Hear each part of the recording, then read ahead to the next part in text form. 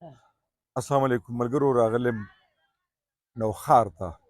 کوم چې کلی دی او کوم خلک ورته پورې نوښار وایي، او دلته یو مقبره ده چې په دې مقبره کې د ډېرو هنرمندانو قبرونه دي. نو احسان الله صاحب راسره دی که نه؟ احسان الله احسان صاحب چې د عبدالله استاذ خصوصي شاګرد او ډېر خوږ نعتخوان او راسره دلاور خان دی. نو دلته یو پروګرام دی، یو مشاعره ده، وصال خلیل چې د پروګرام را جوړ کړی دی، پکې څه ایوارډونه هم دي، نو ماته یو څه ایوارډ هم پکې دی. نو دا مقبره نږدې وه، نو موږ وی چې دا دعاګانې به مو وکړو او دا قبرونه به وګورو. دا چې دا محمد جانزیب ولد اکلمیر د وفات نیټه 18 اپریل او 2008. دا د پښتو موسیقۍ نامور موسیقارو، ډېر لوی موسیقارو، ریډیو او ټلویزیون د فلم لپاره. دلته د فضل ربی پردیسي قبر دی، نو لږ هغې له به مور شو. د فضل ربی پردیسي قبر دی چې د پلار نوم یې فضل محمود او د تلین نیټه ده 18 اکتوبر 2011. فضل ربی پردیسي د پښتو موسیقۍ ډېر لوی نوم دی، موسیقار هم و، طبله به یې هم غږوله په ریډیو کې، په ټلویزیون کې، په فلم کې د ډېرو سندرو دپاره طرزونه تړلي. نوښار مقبره ده، دې کې هنرمندان ډېر دي، خو د دې مقبرې د تقدس خیال نشي ساتلی. په دې مقبره کې د قبرونو د پاسه خلک ناست چې دا ډېره لویه ګناه ده په قبر ناستې، نو بیا پکې ماشومان لګیا دي، لوبې هم کوي. بهرحال الله دې وکړي چې مونږ د هر چا قبر چې وي، د هر چا، نو د قبر احترام پکار دی. نو دغه مقبره کې نور ډېر هنرمند دي او د هغې سلو له ورځو. دا د مراد علي دی. مراد علي به څه کوو؟ مراد علي به د خیر ښېګڼې کارونه کول او یو ښه فنکار هم و، مستکار هم و، او پېشمني له به خلک پاڅول. دا د ده ډیوټي وه. او تقریبا زه درته وایم دا خټکو علاقه څونه چې وه، زه په ډول خو دا کتبه هم ماته شوې ده که نه؟ او کتبه هم ماته ده. په دې مقبره کې نور څلي هم شته که نه؟ قبرونه هم شته که نه د هنرمندانو؟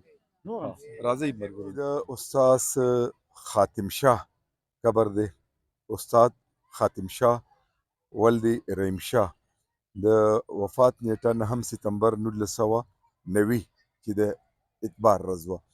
او دا د مشهورو سندرغاړو نورجهان، شبنم او بله خور یې وه ناهید، دا د هغې والد صاحب او د پښتو موسیقۍ ډېر لوی نوم. دا د رابعه تبسم قبر دی، په دې باندې لیکلي دي زوجه رحمت الله خان، او دا 21 اپریل 2011 کې دا وفات شوي ده. هغه رابعه وایي چې که په سینه کې مې دردونه نه وي، زما په خولې به فریادونه نه وي، که په سینه کې مې دردونه نه وي. نور هم په ریډیو کې د دې ډېر کلامونه دي، دغه شان په ټلویزیون کې هم ډېرې سندرې ویلې وي. خو یو واقعه وشوه چې د دې خاوند وفات مړ شو که نه، وویشتی شو، او بیا د هغې نه پس دا غریبه ډېر د کړاوونو سره مخ وه. بسم الله الرحمن الرحیم. محترمو، دا موږ نن دلته د هوتي خېلو مقبرې ته حاجي محمد اسلم صاحب تشریف آوري کړې ده. هغه په دې مقبره کې چې څونه هنرمندان دي، د هغوی قبرونو ته لاړو، دعا یې هم ورته وکړه او بیا د دې ټولې مقبرې جایزه یې واخیسته. دا مونږ نن راغلي وو، د زیاد والد صاحب دی چې د هغه سجاد صاحب نوم دی، د هغه قبر ته ما سره حاجي صاحب هم ولاړ دی، نور ملګري هم دي. دا د اکلمیر کاکا جیزبی او د جانزیب نوشیروي کشر ورور و. د ده تاریخ وفات چې دی هغه 2011 کې دی د دار فنا نه دار بقا ته منتقل شوی دی. الله پاک دی د ده دا قبر د انوارو نه سره د دې ټولې مقبرې ډک کړي. الله دې په دې باندې انوار راووروي او خدای دې د دې مغفرت نصیب کړي.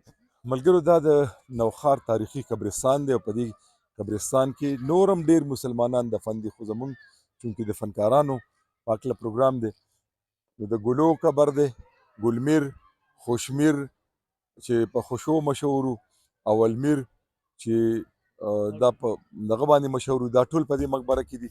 دلته د استاد خیال ګل قبر دی، دلته د استاد امیر ګل قبر دی، هم په دې مقبره کې د استاد احمد ګل قبر دی چې پخوا په دې تورو ککړو کې نغمې خوندي کړي دي.